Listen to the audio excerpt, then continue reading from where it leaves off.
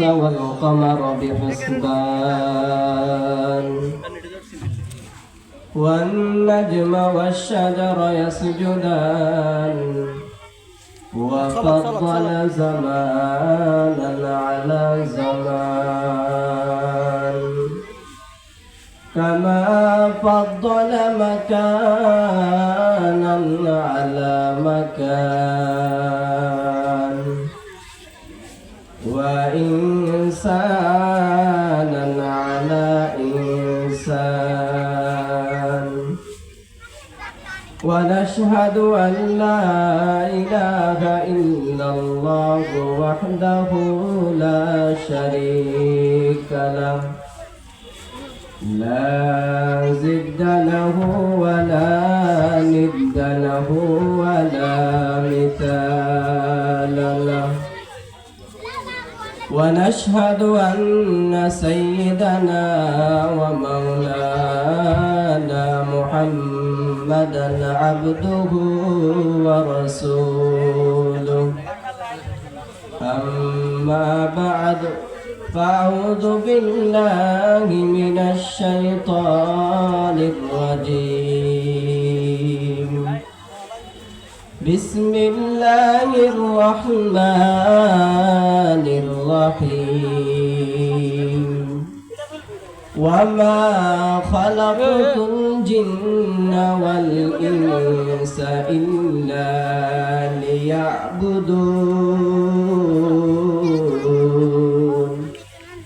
وقال النبي صلى الله عليه وسلم لا طاعة لمخلوق في معصية الخالق أو كما قال عليه الصلاة والسلام صدق الله مولانا العظيم وصدق رسوله النبي الكريم ونحن على ذلك من الشاهدين والشاكرين والذاكرين والحمد لله رب العالمين कुदरत का तमाशा है मदीना की गली में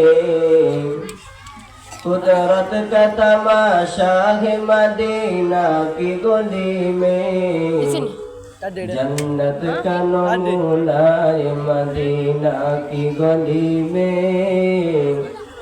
जन्नत का नमूना है मदीना की गली में से आती ये सदा अहले तमन्ना ओ महबूब खुदा चर्चा है मदीना की गली में ओ महबूब खुदा चर्चा है मदीना की गली में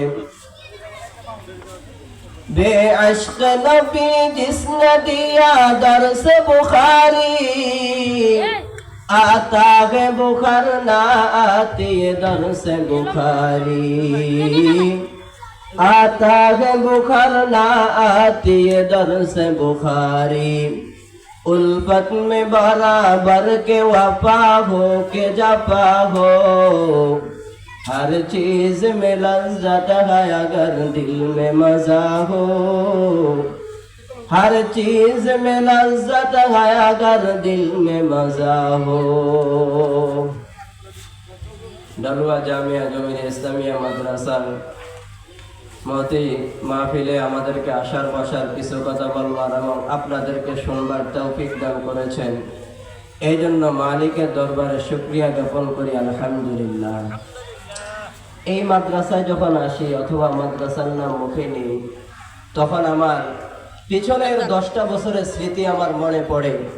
যেই 10টা বছর এই মাদ্রাসায় পড়াশোনা করেছি, যেই 10টা বছর এই মাদ্রাসায় আমি বড় হয়েছি, ছোট থেকে লেখাপড়া শুরু আমার এখান থেকে হয়েছে। তো আজ সেই ওস্তাদদের দোয়ায় সেই মাদ্রাসার বদৌলতে এতটুকু পর্যন্ত আল্লাহ তাআলা নিয়ে আসছেন। আল্লাহ তাআলার কাছে শুকরিয়া জ্ঞাপন করি আলহামদুলিল্লাহ। তো আজ আমার আলোচ্য বিষয় হচ্ছে হকুল্লাহ হকুল ইবাদ। আল্লাহ তাআলার হক কি, বান্দার হক কি।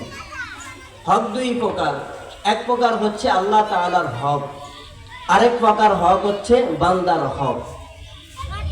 তো সময় খুবই সংক্ষিপ্ত, এই জন্য মূল আলোচনার দিকে আমি চলে যাচ্ছি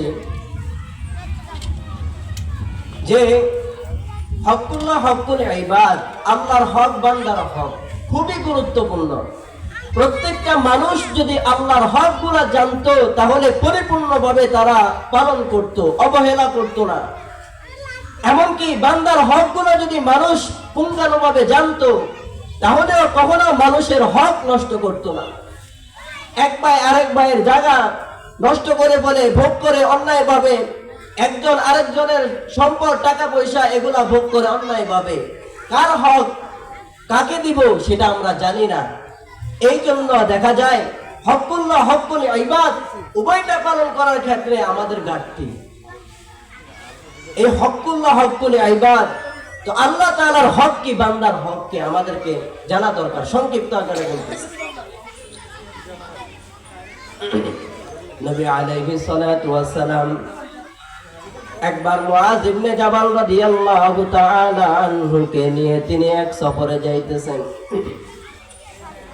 মুআয ইবনে জাবাল রাদিয়াল্লাহু তাআলা আনহুকে বললেন, ও মুআয, হাল তাদরি মা হাক্কুল্লাহি আলাল ইবাদ, তুমি কি জানো আল্লাহ তাআলার হক বান্দার কাছে কি? ওয়া হাক্কুল ইবাদি আলাল্লাহ, এবং বান্দার হক আল্লাহ তাআলার কাছে কি তুমি জানো? বলার সাথে সাথে মুআয ইবনে জাবাল রাদিয়াল্লাহু তাআলা বললেন, লাব্বাইক ওয়া সা'দাইক ইয়া রাসূলুল্লাহ, ওগো মায়ার নবী, আল্লাহু আ'লামু ওয়া রাসূলুহু, আল্লাহু আ'লামু ওয়া রাসূলুহু, আল্লাহ এবং তার রাসূল ভালো জানেন, আমি জানি না। সাহাবায়ে কেরাম সাথে সাথে বলছেন, মুআয ইবনে জাবাল রাদিয়াল্লাহু তাআলা আনহু তিনি বলে দিলেন, না রাসূল, আমি জানি না। সাথে সাথে বলে দিলেন। মুআয ইবনে জাবাল রাদিয়াল্লাহু তাআলা আনহু কেমন সাহাবী, একজন ফকি মুস্তাহিদ সাহাবী তিনি। এই সাহাবায়ে কেরামের মর্যাদা এত কেন? আল্লাহর হাবিব সাল্লাল্লাহু আলাইহি ওয়াসাল্লামের সোহবত গ্রহণ করার কারণে যা বলেছেন তা পালন করেছেন, যা থেকে বিরত রেখেছেন সেগুলা পালন করেছেন। এই জন্য সাহাবায়ে কেরাম এত মর্যাদাশীল। আল্লাহ কোরআনের মধ্যে তাদের সম্পর্কে বললেন, নবী হাদিসের মধ্যে মানাকিবুস সাহাবা অধ্যায় খুললে দেখা যায় সাহাবায়ে কেরাম সম্পর্কে তারা তাদের সুসংবাদ, জান্নাতের সার্টিফিকেট তারা পেয়েছেন। সেই সুসংবাদগুলো কোরআন হাদিসের মধ্যে আছে। তো সাহাবায়ে কেরাম রাসূলকে মানার মতো মানতেন, জানতেন, সাথে সাথে জানার সাথে মানতেন। এই জন্য সাহাবায়ে কেরাম হলো উম্মতের জন্য মিআইয়ারুল হক, সত্যের মাপকাঠি। সাহাবায়ে কেরামকে সত্যের মাপকাঠি যারা মানবে না তাদের ঈমানের মধ্যে নুকসানিয়াত আসবে। আকীদার কিতাবে আছে, আমাদের কওমি মাদ্রাসার মধ্যে প্রাথমিক পর্যায়ে যে আকীদার কিতাব পড়ানো হয় সেই কিতাব আমি পড়াই মাদ্রাসার মধ্যে, আকীদাতুত তাহাবী। সেই কিতাবের মধ্যে আছে হুব্বুহুম ঈমানুন ওয়া ইহসানুন, সাহাবায়ে কেরামের ভালোবাসা এটা হলো ঈমান আর ইহসান। ওয়া বুগদুহুম, আর সাহাবায়ে কেরামের সমালোচনা করা, সাহাবায়ে কেরামকে সত্যের মাপকাঠি না মনে করা, এটা হচ্ছে নিফাকুন ওয়া কুফরুন ওয়া ফিসকুন, এটা হলো কুফরি এবং ফিসক এবং ফাসিক। সাহাবায়ে কেরাম উম্মতের জন্য সত্যের মাপকাঠি। এই আকীদা আমাদেরকে মানতে হবে। কিছু আকীদা আছে যে আকীদার গুলার কারণে ঈমান চলে যায়, কিছু কাজকর্ম আছে যেগুলা করার দ্বারা ঈমান চলে যায়, কিছু আবার আকওয়াল আছে, কথাবার্তা, এগুলোর মাধ্যমে ঈমান চলে যায়। তো সাহাবায়ে কেরাম হলো সত্যের মাপকাঠি। এদেরকে যারা মানবে না এটা হচ্ছে আকীদার সাথে সম্পৃক্ত। যারা সাহাবায়ে কেরামকে মানবে না তাদের আকীদার মধ্যে সমস্যা আছে, নুকসানিয়াত আছে। এই জন্য সাহাবায়ে কেরামকে মানতে হবে, কারণ সাহাবায়ে কেরাম রাদিয়াল্লাহু তাআলা আনহুম আজমাইন আল্লাহ তাআলা কোরআনের মধ্যে তাদেরকে মিআইয়ারুল হক বলে সাব্যস্ত করে দিলেন। সাহাবায়ে কেরামের এত মর্যাদা আল্লাহ তাআলা কোরআন, রাসূল সাল্লাল্লাহু আলাইহি ওয়াসাল্লাম হাদিসের মধ্যে বলে দিলেন। সাহাবায়ে কেরাম ইমাম মুসলমান হওয়ার পূর্বে তাদের কোনো নাম সুনাম ছিল না, কিন্তু ঈমান গ্রহণ করার পরে এই সাহাবায়ে কেরামের মর্যাদা, তাদের নাম, তাদের সুখ্যাতি, তাদের উপাধি হয়ে গেছে। दुनिया सदाकत में तेरा नाम रहेगा, सिद्दीक तेरा नाम से इस्लाम रहेगा, सिद्दीक तेरा नाम से इस्लाम रहेगा। दुनिया सखावत में तेरा नाम रहेगा, उस्मान तेरा नाम से इस्लाम रहेगा, उस्मान तेरा नाम से इस्लाम रहेगा। दुनिया मुअज्जिन में तेरा नाम रहेगा, बेलाल तेरा नाम से इस्लाम रहेगा, बेलाल तेरा नाम से इस्लाम रहेगा। दुनिया मुहद्दिस में तेरा नाम रहेगा, अबू हुरैरा तेरा नाम से इस्लाम रहेगा। সাহাবায়ে কেরাম ইসলাম গ্রহণ করার কারণে তাদের মর্যাদা এত হয়ে গেছে, দুনিয়ার মধ্যে জান্নাতের সার্টিফিকেট পেয়ে গেছে। তো যে কথা বলতেছিলাম, মুআজ ইবনে জাবাল রাদিয়াল্লাহু তাআলা আনহুকে বললেন, ও মুআজ, তুমি জানো আল্লাহ তাআলার হক বান্দার কাছে কি আর বান্দার হক আল্লাহ তাআলার কাছে কি? তিনি বললেন, আল্লাহ এবং তার রাসূলই ভালো জানেন, আমি জানি না। মায়ের নবী সাল্লাল্লাহু আলাইহি ওয়াসাল্লাম এবার বলেন, ও শোনো মুআজ, ফাইন্না হক্কাল্লাহি আলাল ইবাদ, বান্দার উপরে আল্লাহ তাআলার হক হচ্ছে দুইটা, আর বান্দার হক আল্লাহর কাছে পাওনা হচ্ছে একটা। বান্দা দুইটা হক আদায় করবে, আল্লাহ তাআলাও বান্দার হক আদায় করে নিবে। বান্দার কাছে আল্লাহ তাআলা কি হক পান? যে দুইটা। রাসূল বলেন, আইয়াবুদু, যে বান্দারা আল্লাহর ইবাদত করবে। দুই নাম্বার হচ্ছে ওয়ালা ইউশরিকু বিহি শাইআ, এবং তারা আল্লাহ তাআলার সাথে কাউকে শরীক করবে না। এই দুইটা পালন করলে আল্লাহ আমার একটা হক আদায় করবেন। সেটা কি? রাসূল বলেন, লা ইউআযিবু মান লা ইউশরিকু বিহি শাইআ, আল্লাহ ওই বান্দাদেরকে শাস্তি দিবেন না যে বান্দারা আল্লাহর সাথে শরীক করবে না, অর্থাৎ তাদেরকে জান্নাত দান করবে।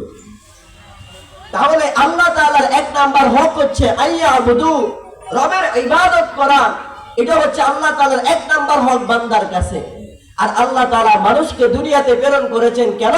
তার ইবাদতের জন্য। আল্লাহ বলেন, ওয়ামা খালাকতুল জিন্না ওয়াল ইনসা ইল্লা লিয়াবুদুন। আল্লাহ বলেন, ওয়ামা খালাকতুল জিন্না ওয়াল ইনস, আমি আল্লাহ তাআলা মানুষ আর জিন জাতিকে সৃষ্টি করি নাই ইল্লা লিয়াবুদুন, তবে হ্যাঁ, আমি রবের ইবাদত করার জন্য।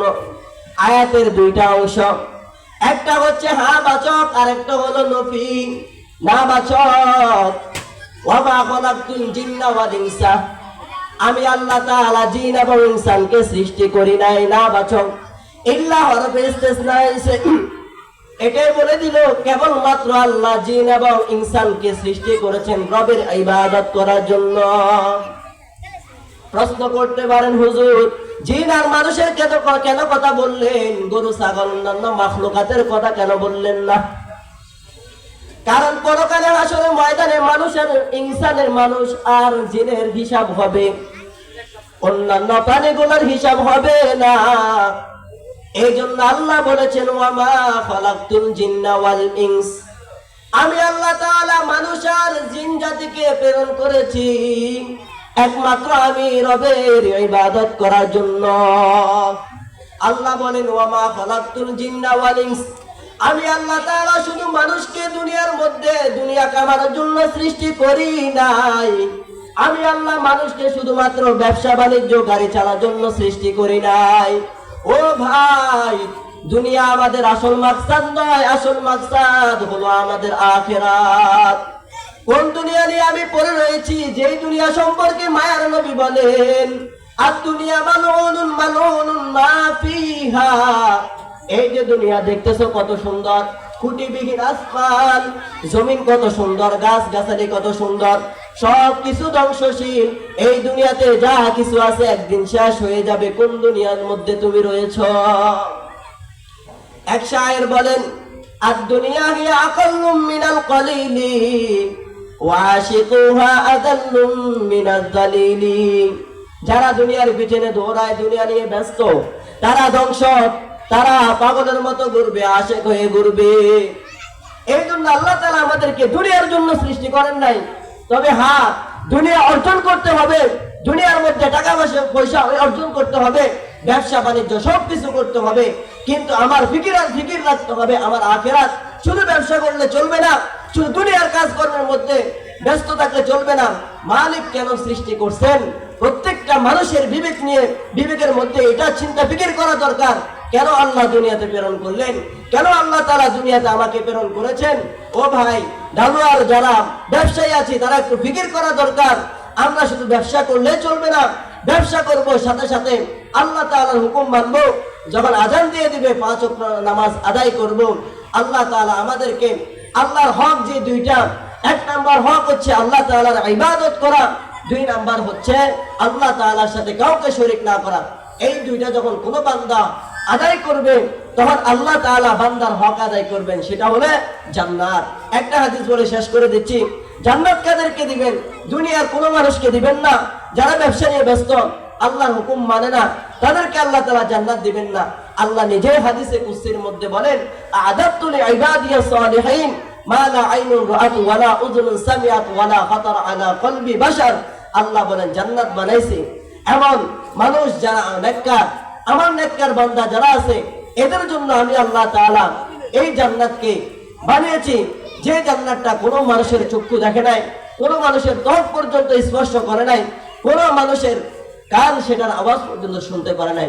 আল্লাহ তাআলা আমাদেরকে আল্লাহ তাআলার হক আদায় করার তৌফিক দান করেন, এবং আমাদের যে হক জান্নাত সেটা যেন আল্লাহ তাআলা থেকে আমরা পাইতে পারি সেই তৌফিক দান করেন। ওয়া আখির দাওয়ানা আলহামদুলিল্লাহ।